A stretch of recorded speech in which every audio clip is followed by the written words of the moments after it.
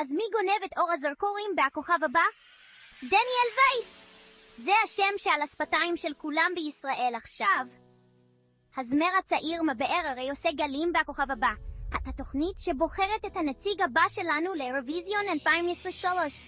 מהפרק הראשון, דניאל הרשים את השופטים והקהל עם הקול המדהים שלו והנוכחות הבימתית הכובשת. אנשים לא מפסיקים לדבר על ההופעות שלו. ויש בהזז שהוא פשוט יכול להיות זה שיחזיר את כתר האירוויזיון לישראל. מנעד הקול של דניאל? בשמיים! הקריזמה שלו? אין כמוה. והתשוקה שלו? אוי, זה פשוט מדבק. אז מה אתם אומרים? האם דניאל וייס יהיה זה שיעמוד במרכז הבמה בשוויץ? רק הזמן יגיד, אבל דבר אחד בטוח, זה כישרון שלא כדאי לכם לפספס.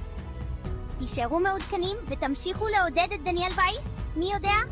אולי הוא יהיה הכוכב הגדול הבא שלנו.